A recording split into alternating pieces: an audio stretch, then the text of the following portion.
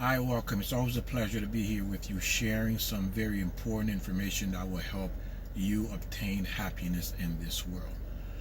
One of the things we have to look at, there are two types of men in this world. There's only two types of men. One that knows God and the other one that doesn't know God.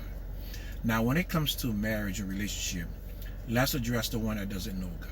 Even though the one that does not know God, and you with him for, let's say, 5, 10, 15, 20 years, but that relationship is based, it's conditional, meaning that what's going on at the time and moment, or how long a problem has been persistent in this relationship, whether or not he or she going to be, or he's going to be around.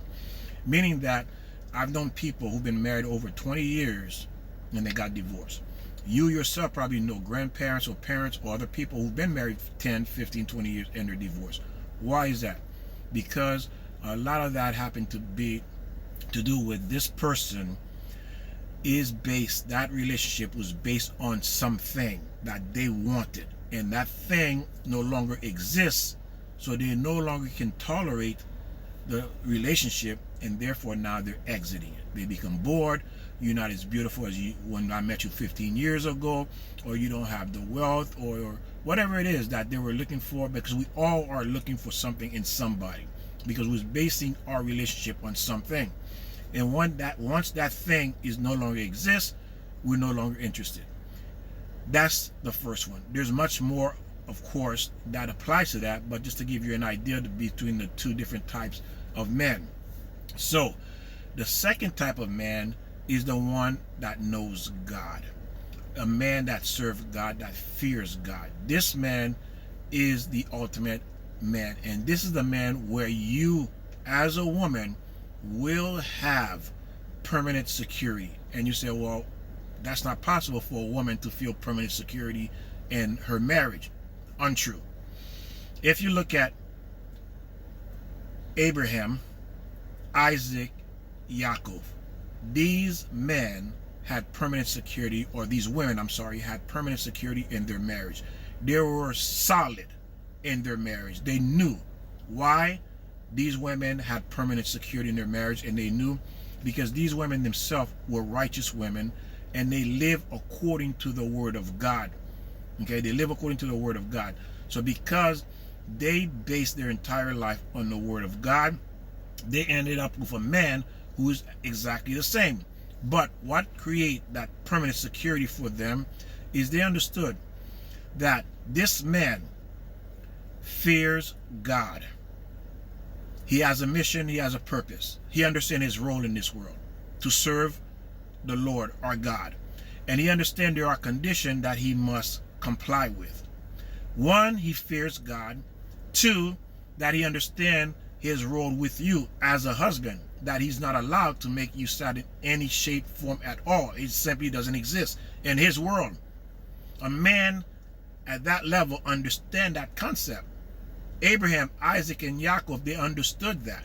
So because of that, these women had permanent security in this world and the afterworld.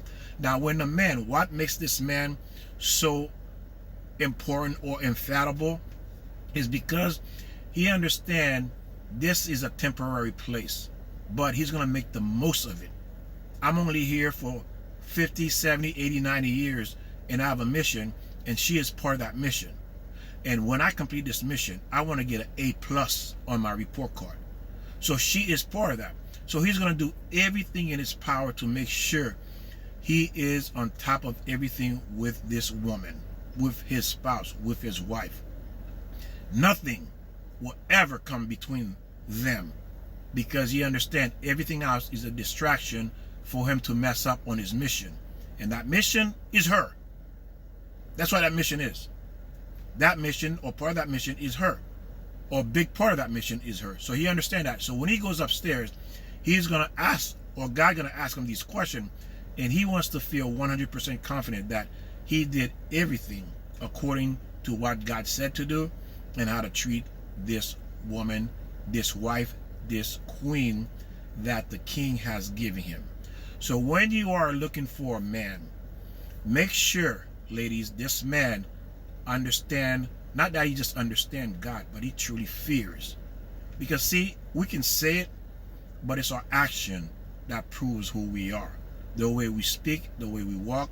Like you said, talk is cheap. Action speak louder than words. So when you're picking a man, make sure, and what I recommend, you talk to people who know this man for at least 10-15 years before you jump into a relationship. Check his background from his, not really his friends, because friends could be biased, but people who kind of know him from a distance, but from a long time, but not too personal, not too close, but they have seen him. But of course, you're checking with everyone else. And if you get a good report, that's a good direction you're in. But again, the primary, he must fear God. Without fear, it's fear that keeps us in compliance. We're afraid of IRS. We're afraid of losing our job. We're afraid of talking back to our boss because we might get, negative marks that would make us look bad if we want a promotion. We're afraid of the police. We fear. So fear is a vital part. It keeps us intact, in place, in check. So when this man understand and fear God, he's going to remain in place with you. He's not going to step out of line with you, because fear is driving him, of course, but it's not all fear. Okay, it's not all fear, but the fear is a vital component. And God says, how do I know you love me? You fear me. Listen to what God says. How do I know you love me? You fear me. So ladies and gentlemen, ladies, when you're looking for a man, make sure this man truly fear God. Because why? There's only two types of men that exist. One that knows God and one that doesn't know God. I'll see you next time. Follow, share, whatever it is, help other people learn along with you. Thank you and God bless.